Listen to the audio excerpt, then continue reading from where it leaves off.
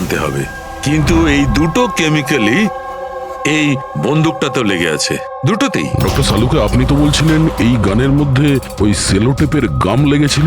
সেটা তো ছিলই, তাছাড়া কেমিক্যালও আছে। ওটা ছাড়া এই কেমিক্যালও আছে? তার মানে এই দুটো মার্ডার, এদের দুটোর মধ্যে কোনো কানেকশন আছে? আর জুবিন আর প্রীতির ওই ক্রাইম সিনে থাকা কোনো কাকতালীয় ছিল না? একদম, তুমি একদম ঠিক বলছো দয়া।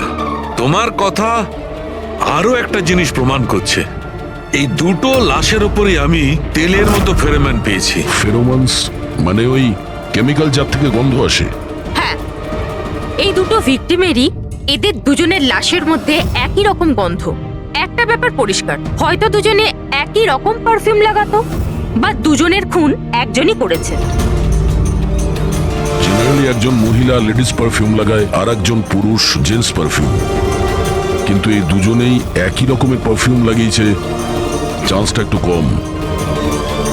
তার মানে এই দুজনের খুনি একজনই।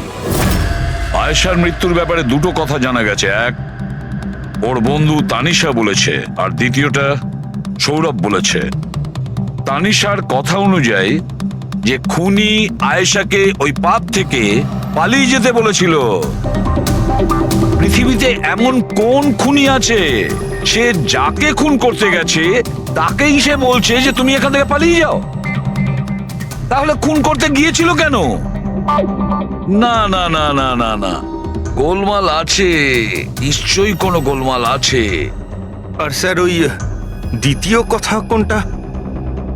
আর একটা কথা সৌরভ বলেছে, সৌরভ বলেছে যে খুনির কবজি কেমন যেন অদ্ভুত ছিল, সাধারণ মানুষের মতন ছিল না ওর কবজি। হয়তো কবজিতে রিস্ট ওয়াচ কিংবা ব্রেসলেট ছিল। হেড্রিক, বুদ্ধিটাকে একটু কাজে লাগাও, বুঝেছো? স্যার, হ্যাঁ? স্যার দুটো ক্রাইম সিনেই একটা নম্বর কমন। সেটা কার? আয়েশার বয়ফ্রেন্ড বিশালের স্যার। বিশাল? বিশাল? এই বিশালকে তো কফি শপে দেখাই যায়নি, তাহলে কফি শপে গেল?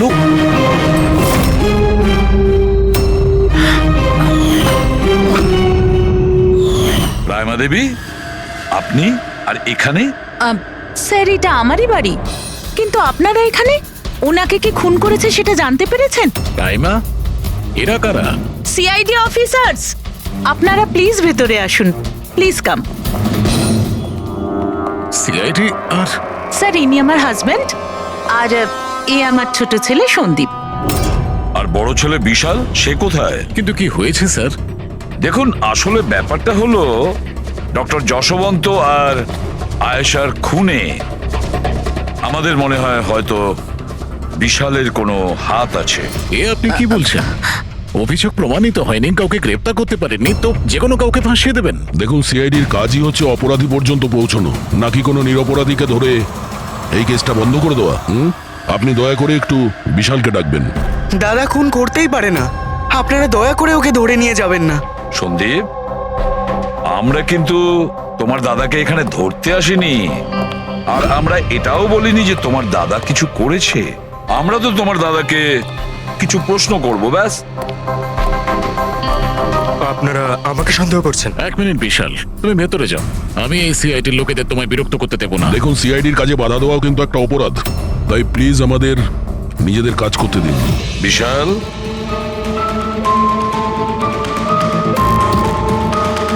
ডক্টর যশবন্ত খুন হয়েছেন ওই ক্যাফেতে, আর তুমি সেই মুহূর্তে ওই ক্যাফেতে ছিলে। কেন, কিসের জন্য গিয়েছিলে ওখানে তুমি? স্যার, আমি তো ওখানে জুবাইন আর প্রীতির সাথে দেখা করতে গেছিলাম। আমি জানতাম না যে আঙ্কেল ওখানে হঠাৎ মায়ের সাথে দেখা করতে আসবেন। আয়েশার সাথে তোমার ঝগড়া চলছিল না? আমি ভীষণ কষ্ট পেয়েছি স্যার ও মারা যাওয়ার পর। আমি জানি না ওকে ছাড়া আমার বাকি জীবন কিভাবে কাটাবো। আমি কিছুদিন একা থাকতে চাই। ঠিক আছে, তুমি গিয়ে রেস্ট নাও। এরপরে কিন্তু দেরি করা যাবে না। আরে, আপনারা আবার এখানেও? মাঝে মাঝে নিজের বাড়িতে যান নাকি? সবসময় বিশালের আশেপাশে ঘোরাফেরা করছেন? না স্যার, এমন কোনো কথা নয়। অ্যাকচুয়ালি ও খুব হতাশ হয়ে থাকে, ভাবলাম ওর সাথে থাকলে ভালো হয়। খুব গভীর বন্ধুত্ব, হ্যাঁ? জুবিন, প্রীতি, বিশাল, কড়া নজর রাখতে হবে এই তিনজনের ওপর।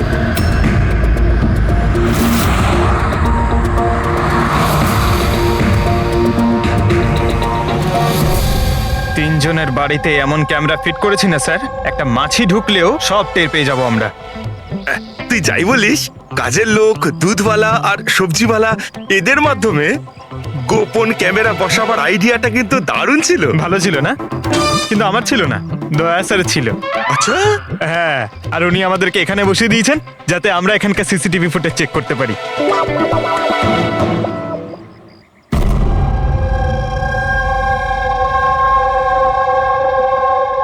আরে বস, বস একটা বড় সূত্র হাতে এসেছে যেটা এই কেসটার সলভ করতে সাহায্য করবে। সেটা কখন বলবে? আরে বলছি তো। আরে তাহলে বলো তাড়াতাড়ি। আরে ভাই, নিঃশ্বাস তো নিতে দাও। তোমার মনে আছে ওই যে ভাঙা কাঁচের টুকরোটায় আমি প্লাস্টিক কেমিক্যাল পেয়েছিলাম? হ্যাঁ ডক্টর সালুকে, কি ওই কেমিক্যালটা? ওটা হচ্ছে গ্রাফিন, যেটা নকল চামড়া, আর্টিফিশিয়াল স্কিন বানানোর কাজে লাগে। Artificial skin, aesthetic skin, aesthetic skin, aesthetic. দয়া, মনে আছে সৌরভ কি বলেছিল? যে খুনির হাতের ওপর ও অদ্ভুত কিছু দেখেছিল। Aesthetic skin, aesthetic arm.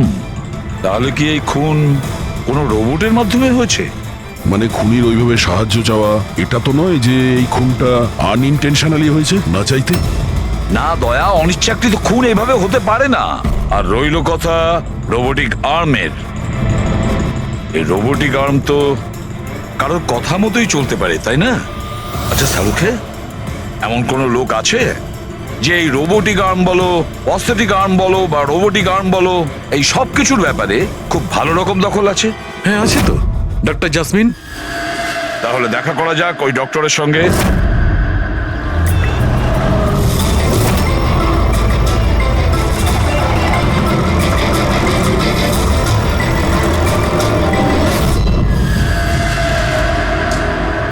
Doctor jasmine, আমরা এটা জানতে চাই যে যদি এই এরকম প্রস্থেটিক লাগানো হাত লাগানো হয়েছে রোবোটিক আর্ম, তাহলে কি ওই হাত, ওই আর্ম অন্য কারোর ইনস্ট্রাকশনে কাজ করতে পারে? মানে নকল হাত লাগানো হয়েছে একে, কিন্তু এই হাত দিয়ে কি কাজ করাতে হবে তার কন্ট্রোল এর কাছে নেই, বিয়ের কাছে আছে, তাই তো? কারণ আমাদের সন্দেহ হচ্ছে যে খুন নিজের ইচ্ছায় করছে না, কেউ ওকে দিয়ে করাচ্ছে। স্যার, এটা শুনে যতটা কঠিন মনে হচ্ছে আসলে ততটা কঠিন নয়। হ্যালো, দামিনীকে একটু ভেতরে পাঠাও। হ্যাঁ, সেই রুগীটাই যার কাল টেস্ট হয়েছিল। রুগী?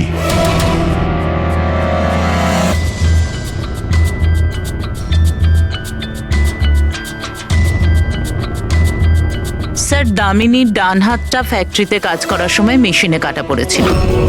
হ্যাঁ স্যার, মেশিনে আমার হাত ঢুকে গিয়েছিল। তাই জন্য ওকে নকল হাত লাগিয়েছি, যার কন্ট্রোল মানুষের ব্রেনের দ্বারা হয়। একটা নকল হাত মানুষের মাথা দিয়ে কাজ করছে কি করে? স্যার, সায়েন্স খুব উন্নতি করেছে। আসলে এই ধরনের নকল হাত সায়েন্সের একটা খুব বড় আবিষ্কার। এটাতে এক ধরনের চিপ আছে, মানে সফটওয়্যার, যেটা ব্রেনের দ্বারা কন্ট্রোল করা হচ্ছে। মানে মানুষের ওঠা বসা যেমন ভাবে আসল হাত পা নাড়ানো যায়, সেইভাবেই এই নকল হাত পা নাড়ানো হয়, যেটা ব্রেন কন্ট্রোল করে। গ্রেট, বিজ্ঞান সত্যি অনেকটা এগিয়ে গেছে। সত্যি রোবোটিক আর্ম।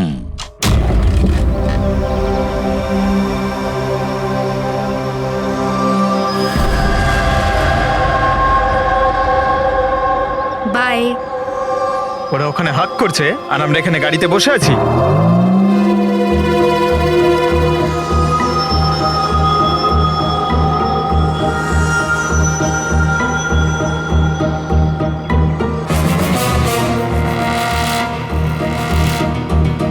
ফ্রেডি স্যার, এই বিশাল তো প্রীতির বাড়িতে যাচ্ছে।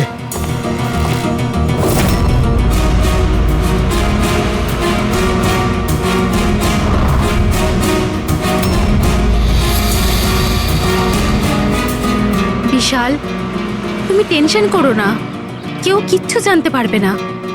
আমরা কোনো না কোনো উপায় ঠিক বের করব, ওকে? এ নাও, কফি খাও।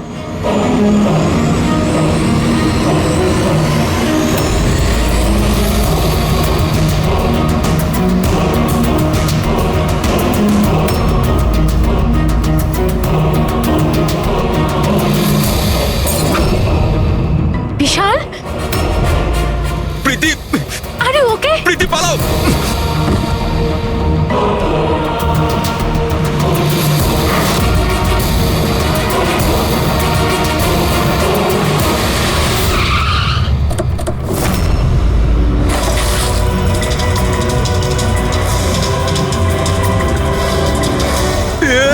বিশাল, না, বিশাল ছাড়ো।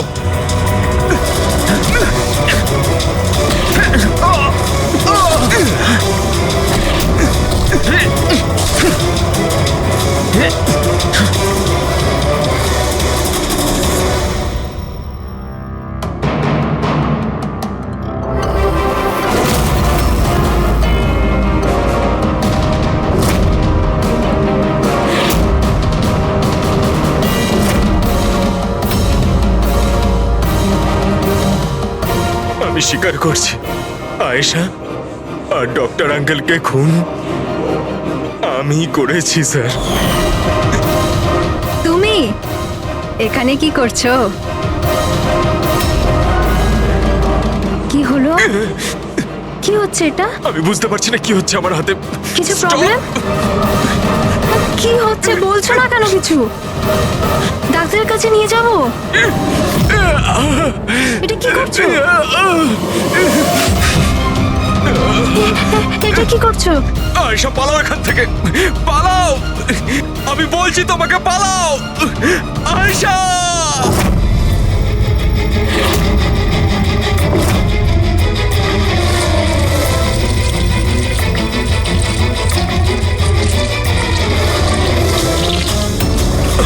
ডক্টর পালিয়ে যাও এখান থেকে। কি করছো এগুলো?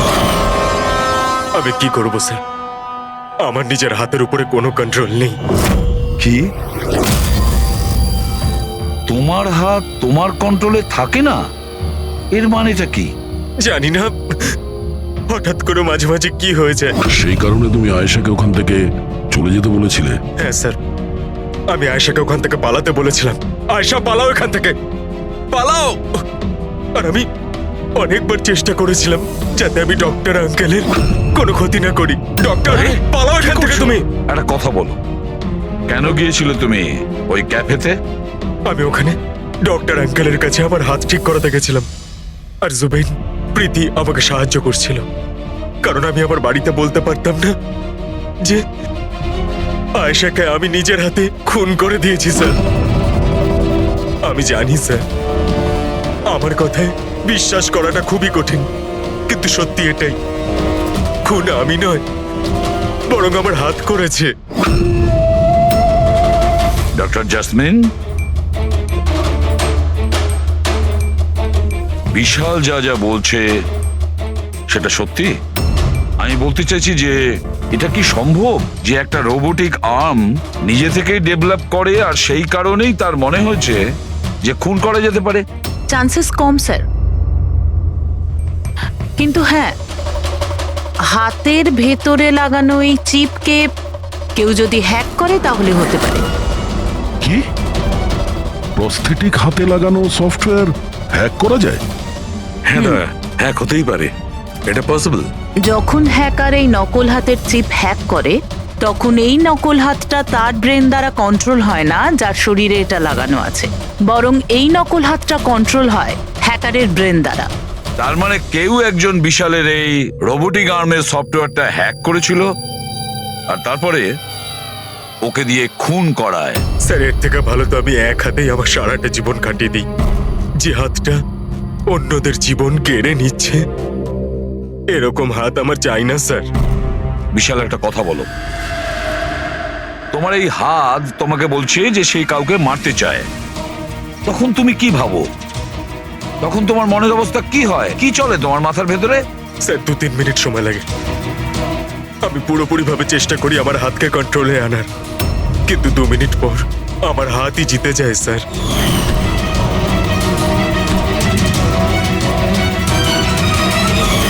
চিন্তা করো না, এবার আমরা তোমার এই রোবোটিক আর্মের ভেতরে একটা ট্রান্সমিটার ফিট করব, আর যার থেকে আমরা জানতে পারবো যে ও কাউকে মারতে চায় বা হয়তো কারোর থেকে ইনফরমেশন পাচ্ছে যে তুমি গিয়ে খুন করো, সেটাও আমরা জানতে পারবো।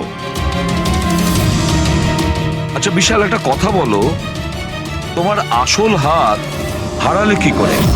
স্যার আমি গত বছর ঘুরতে যাচ্ছিলাম, সেখানে একটা রোড অ্যাক্সিডেন্ট হয়। ব্যাস। জীবনে আমাদের অনেকবার পরীক্ষা দিতে হয়। স্যার আমার পরীক্ষা তো শেষ হওয়ার নামই নিচ্ছে না। যখন নকল হাত নিয়ে সারাটা জীবন কাটাবো ভেবে নিলাম, তখন এই হাতটাই আমার জীবন শেষ করে দিচ্ছে স্যার। বিশাল, আমরা তোমাকে কথা দিচ্ছি, না তো তোমার একটা হাত দিয়ে জীবন কাটাতে হবে, আর না তো ওই আসল অপরাধী স্বাধীনভাবে ঘুরতে পারবে।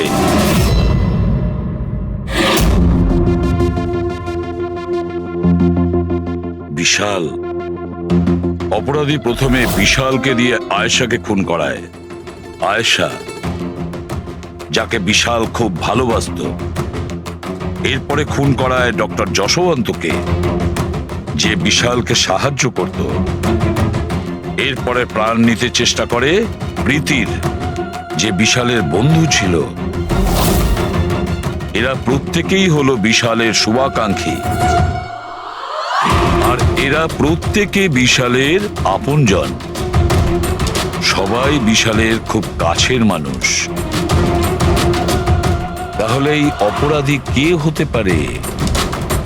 কে সেই অপরাধী? এও তো কোনো কাছের মানুষ হতে পারে, বিশালের কোনো আপনজন। পঙ্কজ, বিশালের অ্যাক্সিডেন্টের পুরো ডিটেল আমার চাই, A to Z। Hello sir, আমি Jashpal. Computer expert? Yes sir. Computer hack করতে পারো? যত বড়ই কম্পিউটার হোক বা সার্ভার, এক তড়িতে হ্যাক করতে পারি। রোবোটিক আর্মের সিস্টেম হ্যাক করতে হবে, পারবে? নিশ্চয়ই স্যার, পারবো। এতে সবকিছু পেয়ে যাবে। হয়ে যাবে স্যার। আর এটার জন্য আমি ট্রেস রাউটিং এর ইউজ করব। সেটা আবার কি?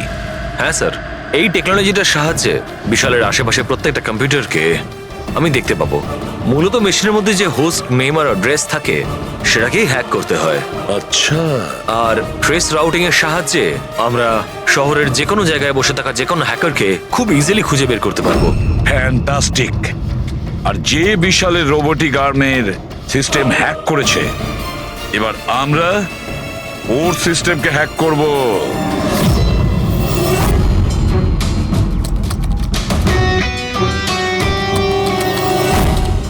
এই দেখুন স্যার, এই সময় বিশালের আশেপাশে এই সবকটা কম্পিউটার অ্যাক্টিভ রয়েছে, আর এর মধ্যে হয়তো কোনো একটাই ওই হ্যাকারের। শুধু একবার জানতে পেরে যাই ওই কম্পিউটারটা কোনটা, তাহলেই কাজটা সহজ হয়ে যাবে। যশপাল, তাড়াতাড়ি করো, আমাদের হাতে সময় কম। বিশাল আজকে আমাকে বাড়িতে কেন ডাকলো? আঙ্কেল আন্টিও নেই, জানি না কি ব্যাপার।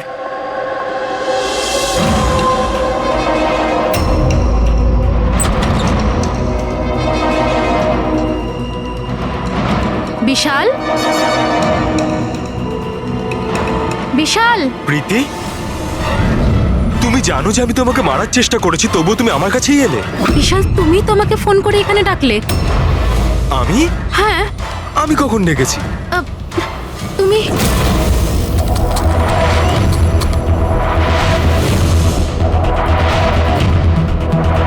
নো!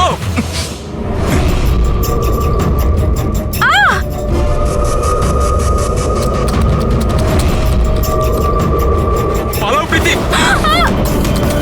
বিশাল, প্লিজ বিশাল, পালাও প্লিজ। এখান থেকে! Vishal please, Vishal, Vishal please.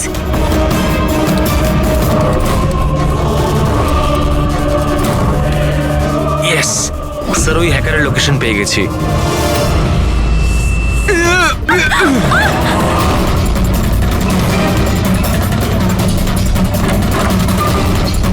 Sir আপনি এখানে কি করছেন? বিশাল প্লিজ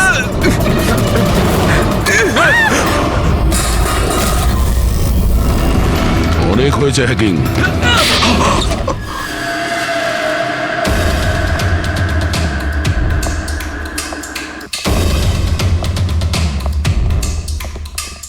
আবার এসে গেলেন আপনারা। এবার এটা যেন বলবেন না যে ওকে আপনারা ধরতে এসেছেন। আগে না, আমরা বিশালকে ধরতে আসিনি, খুনিকে ধরতে এসেছি, যে এই মুহূর্তে এখানে উপস্থিত। উনি এখানে? কি বলছেন আপনি? আপনি আপনার মিথ্যে অভিযোগ কার ওপর লাগাবেন? মননবাবু, গত বছর একটা গাড়ির অ্যাক্সিডেন্ট হয়েছিল খান্ডালাতে। 3 জন ছিল ওই গাড়িতে। 22 বছরের ছেলে বিশাল, 15 বছরের ছেলে সন্দীপ, আর 9 বছরের ছোট বাচ্চা সোনিয়া। গাড়ি বিশাল চালাচ্ছিল। গাড়ির অ্যাক্সিডেন্ট খুব সাংঘাতিক হয়েছিল। বাচ্চা মেয়ে সোনিয়া স্পট ডেড হয়ে গেছিল। আর সন্দীপ প্যারালাইজড হয়ে গেছিল। ও এখনো চলতে পারে না।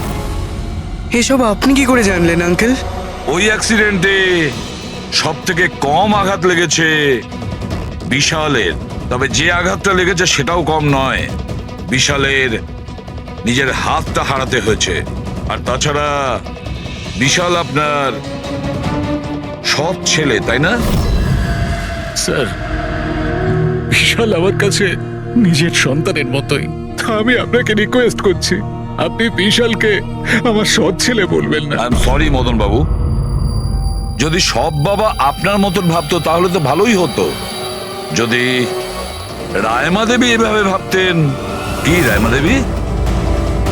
আচ্ছা, আপনার মনে অনেক রাগ জমে আছে, তাই না বিশালের জন্য? কারণ বিশালের জন্য আপনি আপনার নিজের মেয়েকে হারিয়েছেন, আর আপনার নিজের ছেলে সারা জীবন চলাফেরা করতে পারবে না। আপনি কি বলতে চাইছেন? আমরা কি বলতে চাইছি ওটা এক্ষুনি জেনে যাবেন। পঙ্কজ,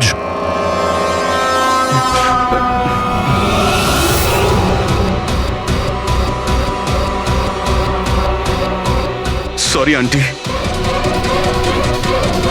কিন্তু আমি ওদের সবকিছু বলে দিয়েছি যে আপনার বলার জন্যই আমি এসব করেছি। আমি ওই সফটওয়্যারগুলোকে হ্যাক করেছিলাম, আর আমি সব জায়গার সিসিটিভি গুলোকে হ্যাক করে বন্ধ করে দিয়েছিলাম।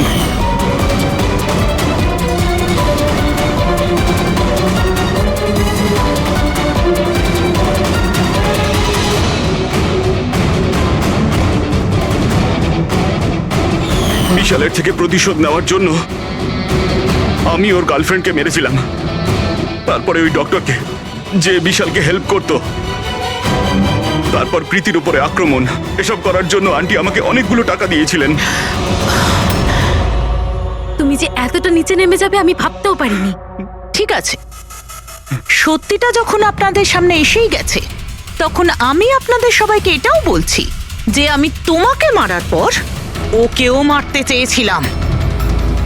কারণ যেভাবে আমার আপনজনেরা কষ্ট পেয়েছে, আমিও চেয়েছিলাম বিশাল সেই কষ্টই পাক, ততটা যন্ত্রণা ওরও হোক। ওটা অ্যাক্সিডেন্ট ছিল, একটা ভুল।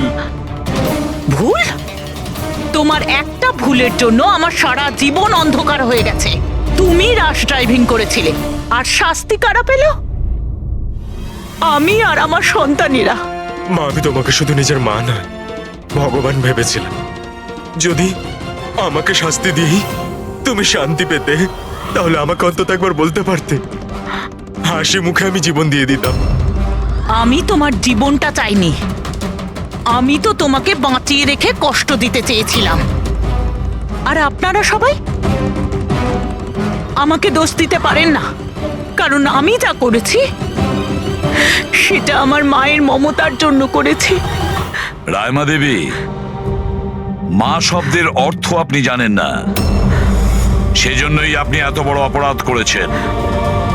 আরে মা তো সেই হয় যে শুধু নিজের নয়, অন্যের সন্তানকেও স্নেহ ভালোবাসা দিয়ে আগলে রাখতে পারে। বিশাল হয়তো আপনার গর্ভের সন্তান নয়, কিন্তু মা বলে তো ও ডাকতো। ও আপনাদের পরিবারেরই একটা অংশ। কোনো মাই তার ছেলের ওপর এইভাবে প্রতিশোধ নিতে পারে না। হ্যাঁ, সেটাও এত ঘৃণ্য। দুটো লোকের প্রাণ নিয়েছেন। না রায়মা দেবী, আপনি বড় ভুল করেছেন, বিশাল ভুল করেছেন। আদালত আপনাকে কোনোদিন ক্ষমা করবে না, কোনোদিন ক্ষমা করবে না। কঠোরতম শাস্তি হবে আপনার।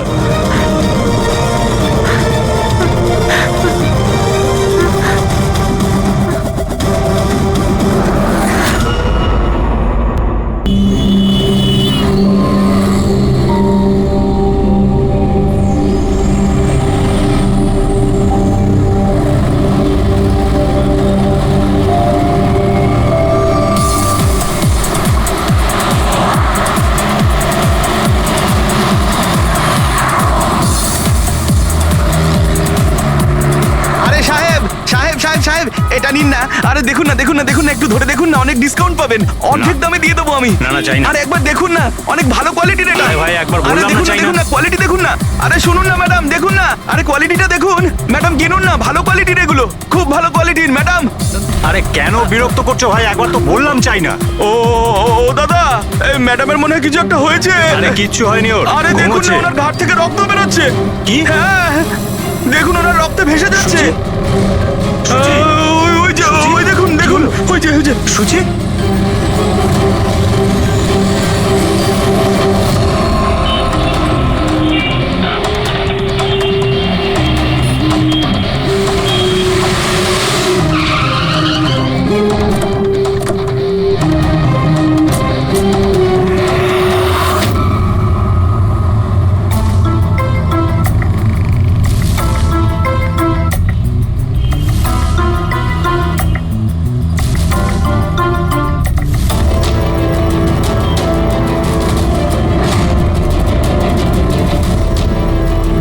অনেক রক্ত বেরিয়েছে, মনে হচ্ছে গুলি অনেকক্ষণ আগে চলেছে।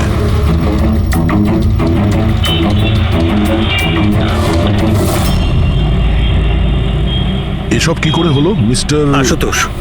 আচ্ছা, আর এনার নাম কি? ইনি আমার স্ত্রী সুচি। মানে বলতে চাইছি আমার ex wife Suchi. Ex wife? এসব কি করে হলো? জানি না স্যার, আমি কিছু জানতেই পারিনি। কিচ্ছু জানো না?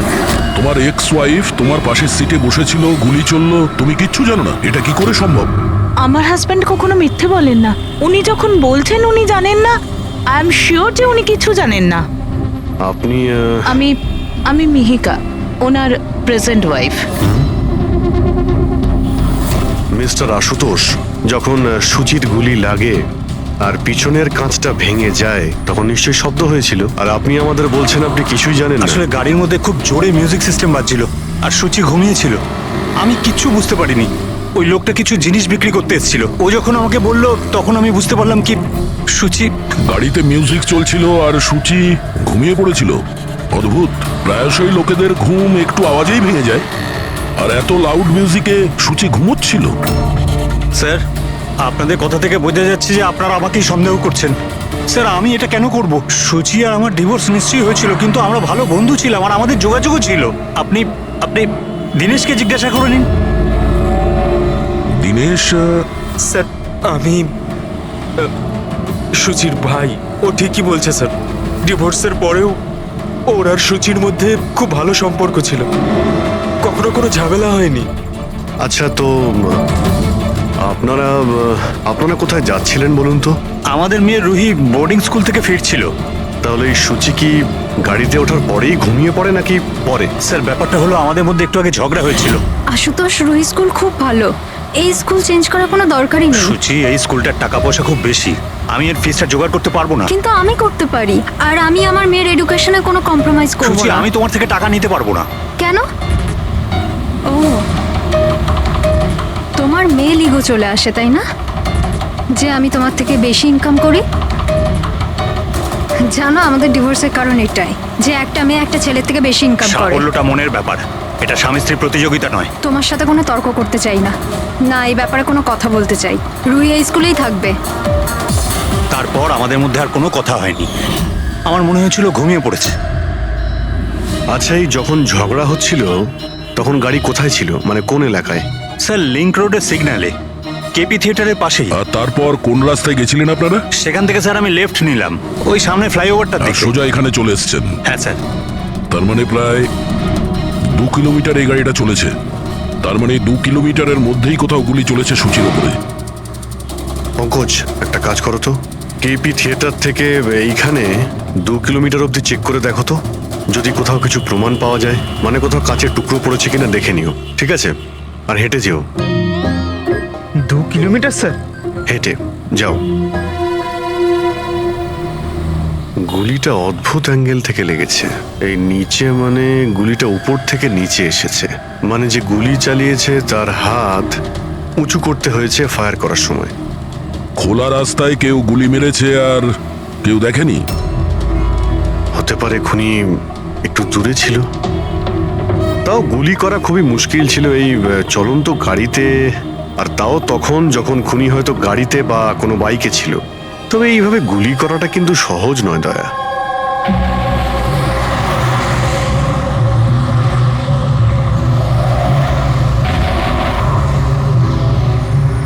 রাস্তায় কোথাও গাড়ি দাঁড় করিয়েছিলে তুমি? সিগন্যালে দাঁড়িয়েছিলাম একবার, ব্যাস, আর কোথাও নয়। যদি সিগন্যালেও কেউ গুলি চালায় কিংবা অন্য কোথা থেকেও যদি গুলি চালায়, তাহলে এম করার সময় তো টাইম লাগবে। তাহলে কেউ গুলি মারতে কাউকে দেখলো না কি করে? হ্যালো, হ্যাঁ স্যার, ঠিক আছে স্যার, আমরা পৌঁছাচ্ছি। কি হয়েছে?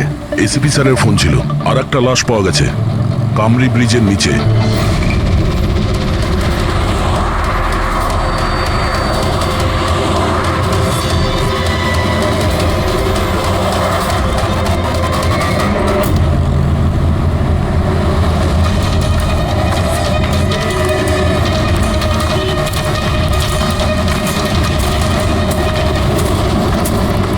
হ্যাঁ দয়া, স্যার, আপনি জানলেন কি করে এই লাশটার কথা?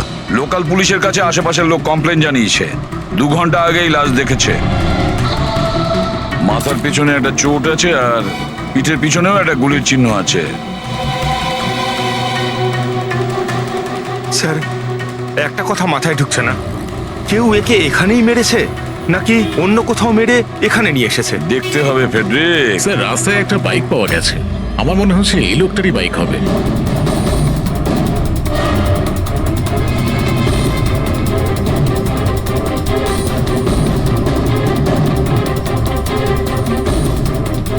Skid mark.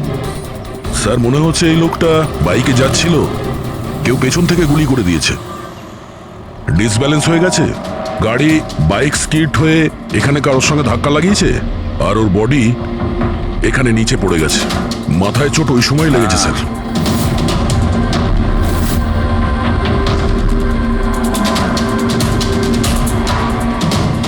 স্যার, কিছুতেই বুঝতে পারছি না এই লোকটা কে, এর কোনো রকম আইডেন্টিফিকেশন নেই।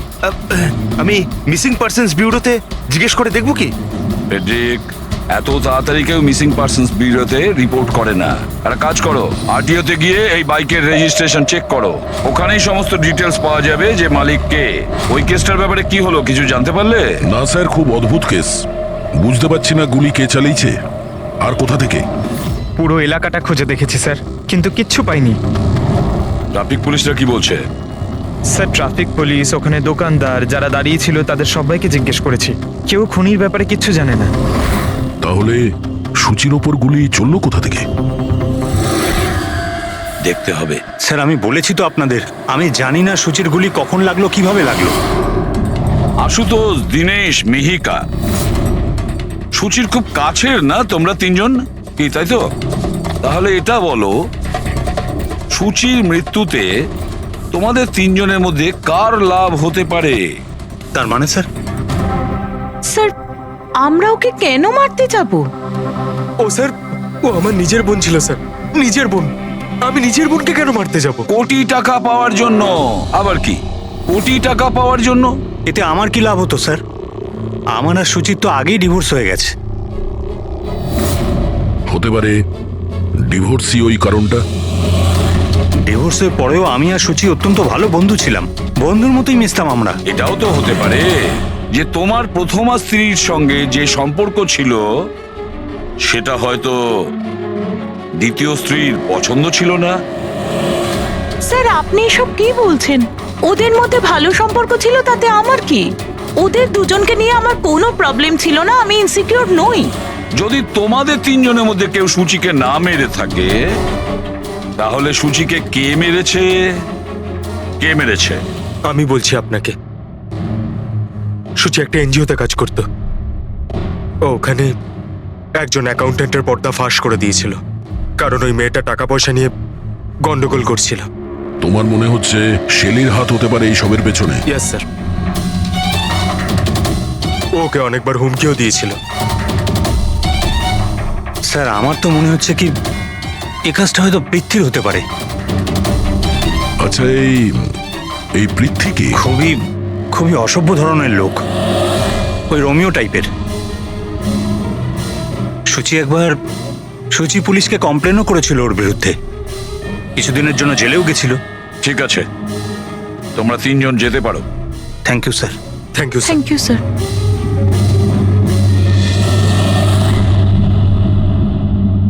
স্যার, তিনজনকে বিশ্বাস হচ্ছে না। এই তিনজনের উপর কড়া নজর রাখো। আর দয়া, স্যার, শেলি আর পৃথ্বী, ওদের দুজনকে বিউরোতে ডাকো। স্যার, হ্যাঁ, আরটিও থেকে বাইকের মালিকের খবর পেয়ে গেছি। স্যার পৃথ্বী আর শেলির ফোন আনরিচেবল আসছে, তাই আমি ফ্রেডিকে বলেছি ওদের মোবাইল ফোনটা ট্রেস করতে। এ তো আমাদের ডেলিভারি বয় বিবেক। স্যার আমাদের বাইক তো ওই চালাতো। স্যার ওকে কে মেরে দিল? সেটা খোঁজারই চেষ্টা করছি। আচ্ছা, এই বিবেকের কারোর সঙ্গে কোনো শত্রুতা ছিল কি? না স্যার, ও তো খুবই সাদাসিধে ভালো ছেলে ছিল। কবে থেকে কাজ করছিল এখানে? গত 1 মাস ধরে রাজস্থান থেকে এসেছিল, খুব পরিশ্রমী ছিল। স্যার ও তো শহরে কাউকে চিনতও না। এ কোথায় যাচ্ছিল ডেলিভারি করতে? কোথাও নয় স্যার, আজ তো ওর ছুটি ছিল, ওই জন্য আমার বাইক নিয়ে ঘুরতে বেরিয়েছিল। আচ্ছা, ওর বাড়ির অ্যাড্রেস দিতে পারবেন? স্যার ওর বাড়ির অ্যাড্রেস তো নেই, ও এই দোকানেই শুতো। আচ্ছা, জিনিসপত্র কিছু? স্যার এই ওর একটা বাক্স আছে। এটা?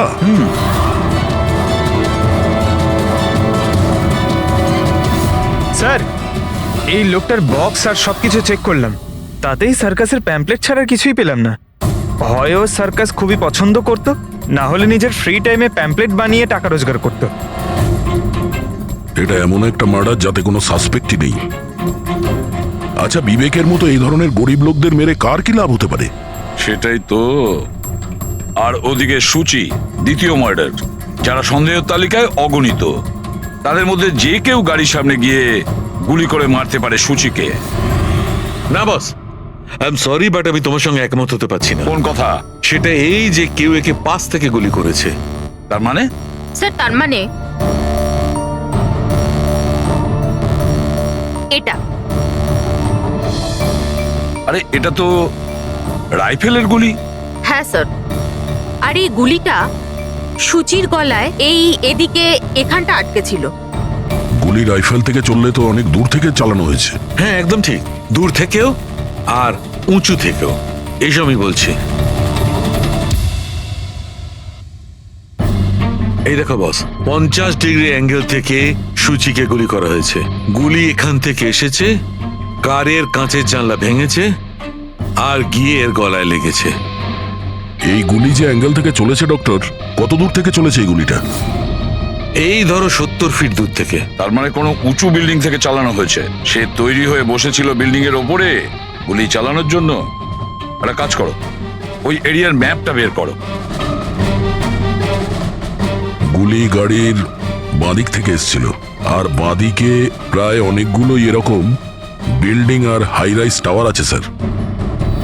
যে জায়গায় ওদের দুজনে ঝগড়া হয়েছিল সেখান থেকে সূচির লাশ যেখানে পাওয়া গেছে, তার মধ্যে প্রায় 15 থেকে 20টা টাওয়ার আছে। এর মধ্যেই কোনো একটা বিল্ডিং থেকে গুলি চালানো হয়েছে।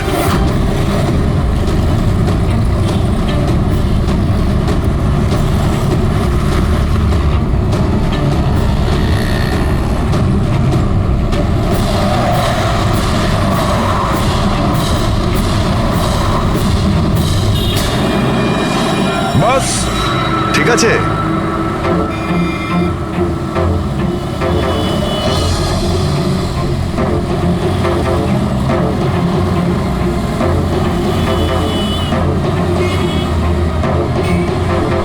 এই অভিজিৎ স্যারের হাতে ওটা কি? মার কাছে ফ্রেডি, ঠিক সেই হাইটে যে হাইটে সুচির গুলি লেগেছিল। আর আমার হাতে এই ডিজিটাল ডিস্টেন্স রিডার আছে। এর থেকে এই লেজার লাইট যদি ওই মার্কেট ঠিক যায় তাহলে তার মানে গুলি এখানে এই বিল্ডিং থেকেই চালানো হয়েছে। সব মাথার উপর দিয়ে গেল। ঠিক আছে, এটা এখনই করে দেখছি। হ্যাঁ দয়া, আমি তৈরি। ওকে। অভিজিৎ, একটু ডান দিকে এসো, ডান দিকে। হ্যাঁ, ঠিক হালকা আছে। হ্যাঁ, একটু বাঁদিকে। ব্যাস ব্যাস ব্যাস। ঠিক আছে। একটু পেছনে, একটু পেছনে। দেখেছো, এই লেজার ঠিক ওই মার্কে হিট করছে না, হিট করছে না ওখানে। গুলি এখান থেকে চালাইনি স্যার। এক্স্যাক্টলি। আরে স্নাইপারের কাছে অত সময় ছিল না নিশানা ঠিক করার জন্য যখন ও সূচিকে গুলি চালিয়েছিল। একটা কাজ করি, অন্য কোনো বিল্ডিং এ যাই। ঠিক আছে, চলো।